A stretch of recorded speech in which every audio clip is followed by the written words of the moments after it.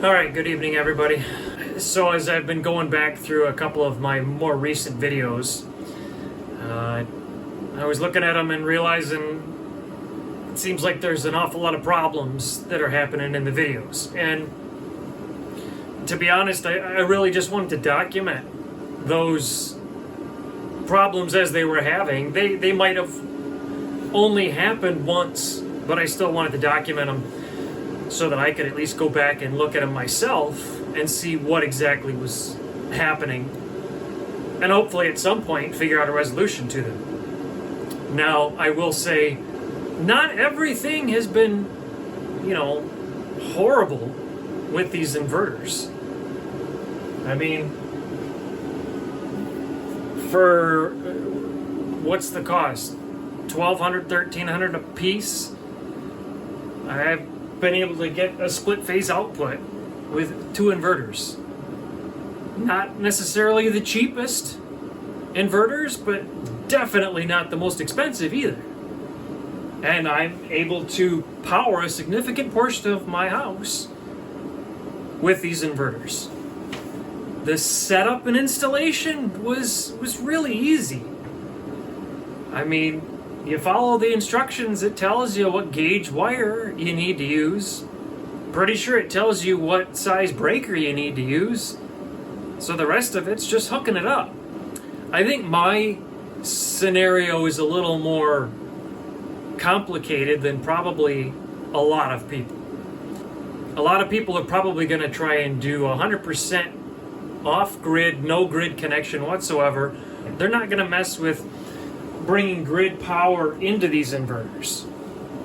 And it seems like a lot of my issues have been related to that grid mode that I've been working with. I have been in talks with Signature Solar, and they have acknowledged that the SUB mode has some issues, and they're working on fixing those in a future firmware update.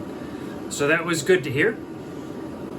I'm hoping that it just resolves all the issues that I'm having, and I don't know if those have been issues even back with, because these are all white labeled.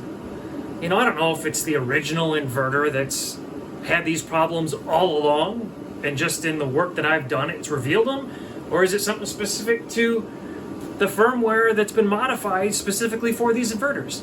I don't know, but still, they do work. I mean, the installation went fairly well, except for my own little OCD, which is my own problem to deal with. And the other thing that was my problem alone, why it took me so long, is when I was installing the inverters, I was trying every day I was working on a project to at least have one inverter back up and running by the end of the night, so that throughout the next day it could be recharging the batteries from solar.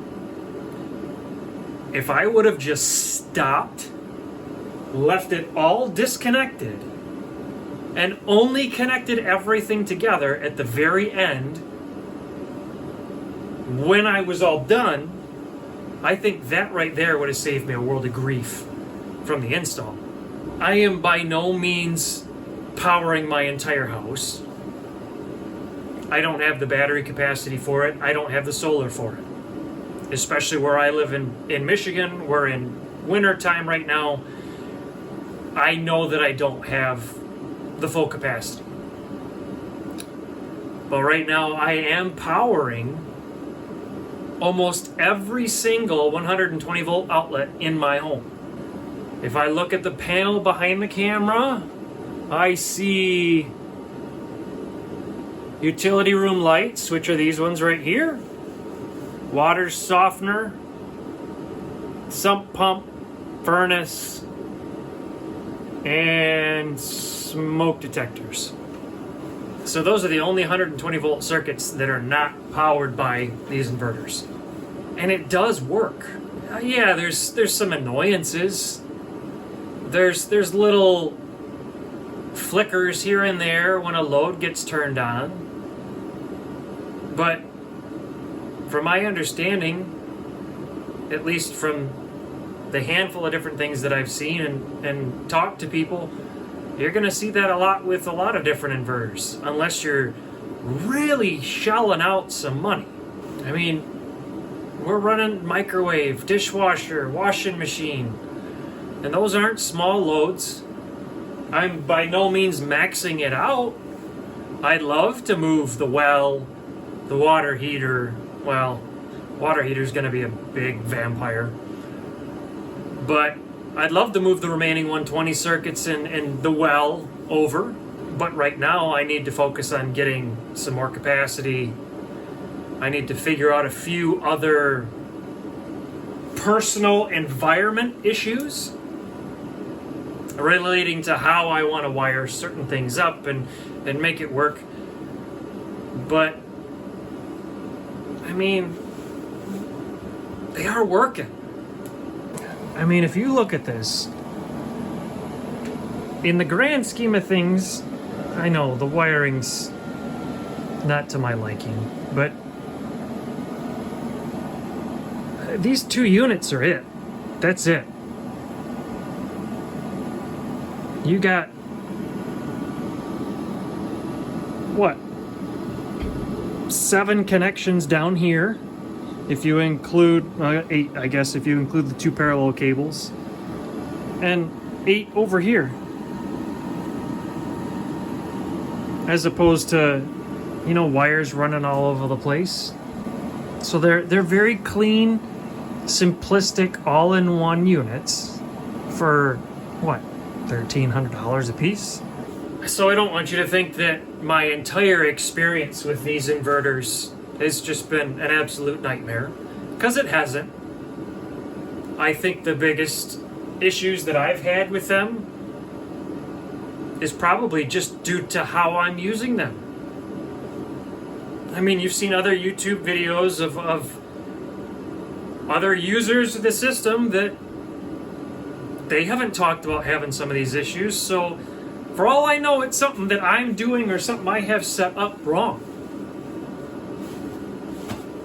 People have talked about the MPP inverters. They've been around for a while, and people swear by them. I really wish that I could test a Solarc or the Victron Quattros and just kind of swap out these for one of those or both of those different types of units and just see, you know, in those, because those are two other name brands, big names, do those same inverters have the same exact issues in my specific environment? And if they do, then that points to maybe something that's in my environment. Maybe I have something hooked up wrong. It could be. It's probably not going to happen because Solarcs are expensive and the Quattros are expensive too. So I'm not going to be able to afford those anytime soon. And if you're using these for, you know, a dedicated application, a single thing, you know, a well pump or, you know, a shop or a garage, you know, something like that, you're probably not going to experience any of these little things that I've had to deal with. So looking at Solar Assistant, you can see that there's been, you know, a lot of grid usage. You can see load usage here. PV's not been super high just because it's been crummy outside. But looking down, you know, you can see the PV usage for the month, and again, this month has been just kind of nasty. But looking back at the 52 weeks view, you can see in here, so for November I've had 173 kilowatts in solar, October 256, September 32. So what is that math?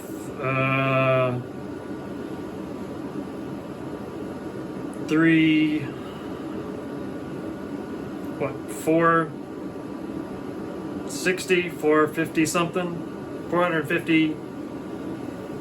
Math's not my strong suit. Whatever that ends up being, 450 some kilowatt hours. That's power that I didn't have to pull from the grid. You can look at the battery discharged. Yeah, I've had to use a lot of grid in the month of November. But I'm in Michigan. I knew that this was going to happen. That's specifically why I wanted to have the grid hooked up. So the system's working. It just has a little few quirks that I have to deal with and figure out. This is another plug for Solar Assistant, I guess. Just being able to look back and see how much battery was used on any particular day. You know, how much solar came in. I mean, even looking at today, it was a cloudy, nasty day. 3.2 kilowatts. Yesterday, 2.6. Day before, 1.1. Yikes. But this, even this year, this is going to give me a great idea of being able to determine how I need to scale up my system from the solar standpoint so that I can handle more of the cloudless days that we're definitely going to be experiencing here in Michigan. So I kind of feel like I've just been rambling on here. I guess I just want you to know that while some of the videos might be recording issues that I'm having, it's probably safe to say that I have had significantly more days of non-issues than issues. I have had this up and running since sometime at the end of September. I don't remember when I actually had the split phase hooked up, but even still, in some form or factor, I was bringing in solar by the end of September. And being able to power some of my loads, even if it was just the washing machine and the fridge and the freezer. So I'm still amazed by the fact that in the grand scheme of things, the little money that was spent on these two units, I'm able to power a significant portion of my house. So with that, if any of you are actually still watching by the end of this long ramble, thanks for watching. And since we're now in winter time, I hope you all stay safe, stay warm, and we'll catch up with you later.